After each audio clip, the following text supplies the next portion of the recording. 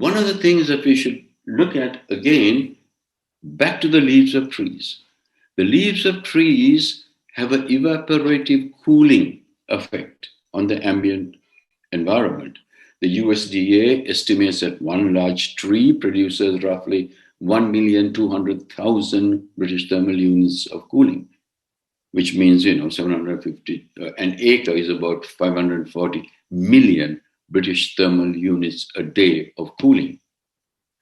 Now, when we design the landscapes that we have to design on the future, we have to take such features into consideration.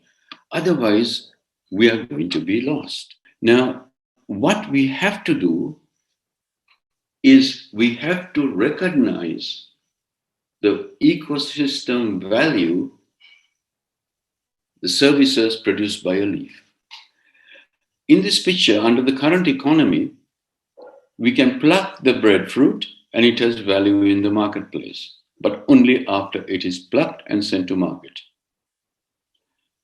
Under the proposed economy that we are proposing, we are saying, look, the leaves, the photosynthetic biomass has so much value, but they can only have that value as long as they're attached to the tree, as long as they're working.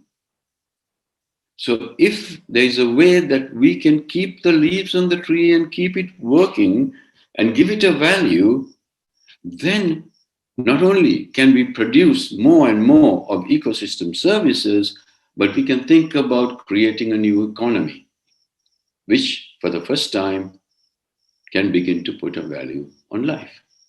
Now, this happened in 2015 at the COP in Paris. Sri Lanka issued a position paper, and in it they said that we know that the production of oxygen and clean water cycling are carried out by the photosynthesis of trees. These primary ecosystem services are being depleting at an exponential rate globally because they're not being valued or recognized. This was in 2015. And up till about 2 years ago, nothing happened. So a group of people, scientists and other people, we have got together, and a company called EarthRestoration has been formed in Sri Lanka responding to this. And in that company, I encourage people who are interested, please go to the webpage, check the webpage out, restore.earth, right? And here we are trying to now put value on the photosynthetic biomass and reflect that value back to the rural economy.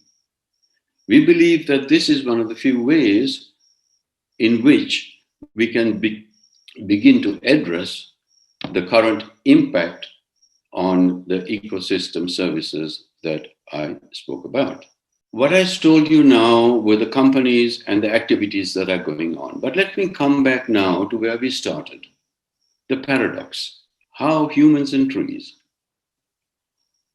This paradox can be resolved by recognizing our relationship to the trees. We spoke a whole lot about it. And in terms of trees and forests, we in this part of the world have known so much about it and ignored so much about it.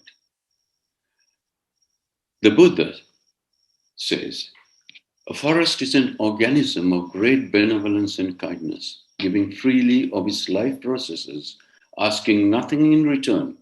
It even offers shade to the axeman who would cut it. What the Buddha says at that time, the forest is an organism, is a thing in and of itself. Today we call it an ecosystem. Giving freely of its life processes, these are the ecosystem services that I have been talking about. The production of oxygen, production of clean water, the production of dynamic carbon. So understanding that and understanding the prayer that came from the Andes, from Machu Picchu, hopefully we can understand a little more actually who and what we are. Let me resolve the paradox. For all of us who watch this, just say, am alive to yourself. Take a deep breath. Say, I breathe. And understand that the possibility of you breathing,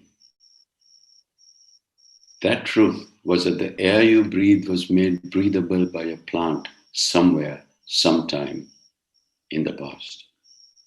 And the way that you individually, this is the truth, incorporate this truth into the way you individually live will determine the course of this world. Good luck to all of you.